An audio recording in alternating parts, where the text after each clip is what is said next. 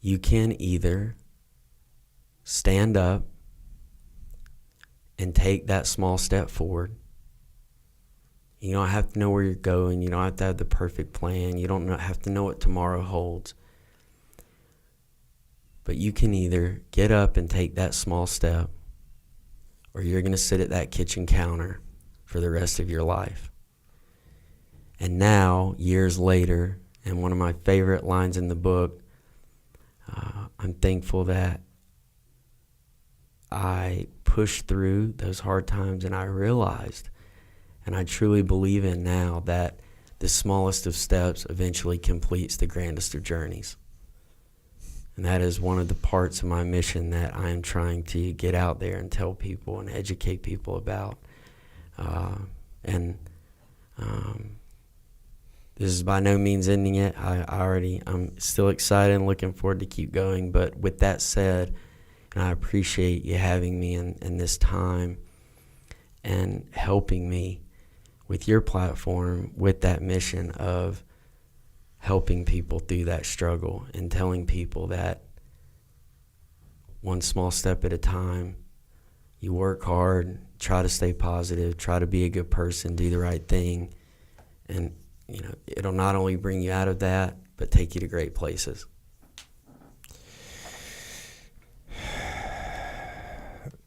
Yeah. I don't have anything to add to that. I mean, that's such a poignant thing perspective to have. And it's, I often talk about the fact that the first step is the hardest one in many situations. Like, the first step is the hardest one.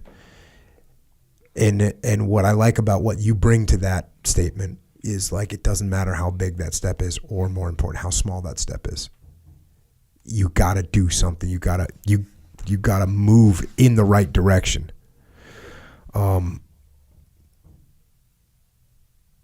Yeah, and you detail that. It's a whole chapter in here where you go through that, and people gotta pick this up to really reinforce those ideas so that we can push through it. Here's one of the things you say, kind of bringing this home. At some point, everyone will face a rock bottom moment when the past looms too large to overcome and a hopeful future seems too far out to imagine. I mean, just think about that right there. There's times that you're going to face where the past is too much and the future seems too far away, too far out there. You go on. It's difficult to prepare yourself for that moment because it's impossible to know what will trigger it. It may be a major setback that knocks you to the ground, or could be something so seemingly minor and innocuous, like trying to eat a bowl of cereal, which is what you went through. The point is, you can't really do much ahead of time to prevent that moment from happening. You might not even be able to brace yourself for the impact. All you can do is commit yourself to surviving for another day and recognizing that you can't change what is behind you, only what lies ahead. You may even wonder if it's possible to move on, and it might not be without professional guidance to help you process everything that your past represents. It's not a process that can be rushed. You have to be honest with yourself as to whether or not it's time to let go of the past.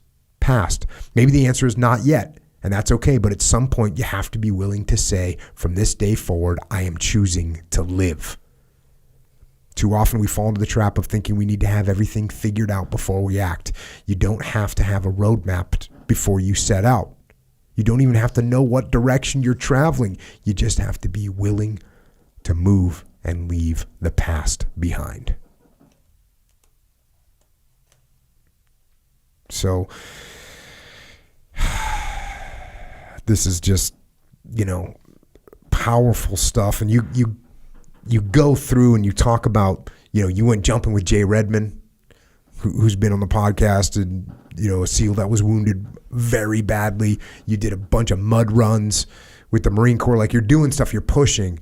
And this kind of, this is what you say about that, about those things. Every obstacle I took on had a whole new significance. And every time I conquered one, I took on new significance too. I gained significance as someone who fought to live and was succeeding. I gained significance as a combat survivor who was doing more than just surviving.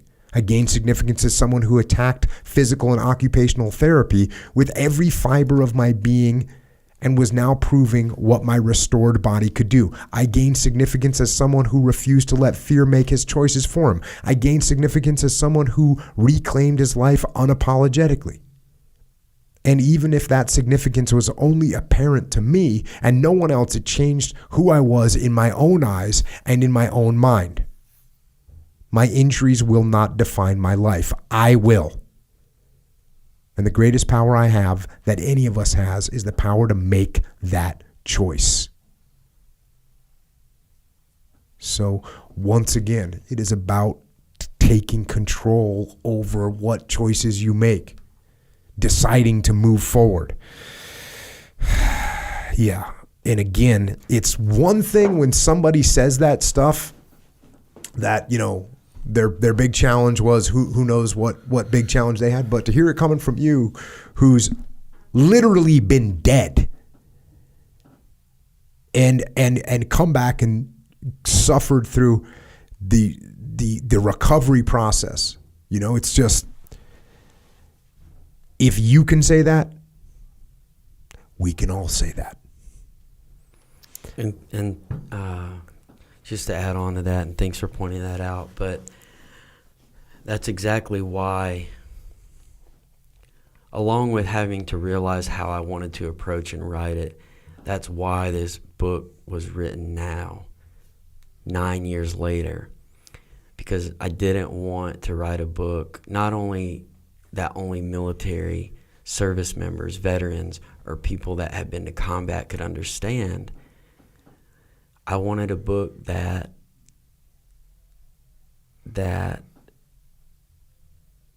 I lived, learned, and proved and completed the lessons that I am teaching. The worst is when you get, whether a book or some motivator out there telling you, a whole spreadsheet of things you need to do, and they haven't done it themselves.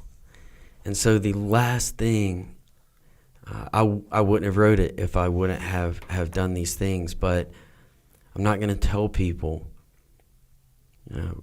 after you get knocked down, you can go to college, earn your degree without doing that.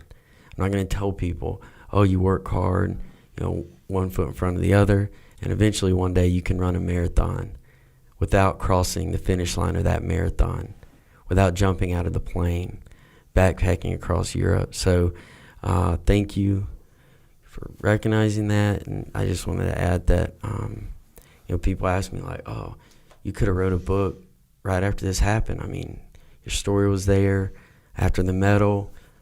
Pretty much would have been the same book. In a way, yes, but not really, because I wanted to have substance behind the things, the lessons, the challenges and victories that I talk about in this book. Mm-hmm.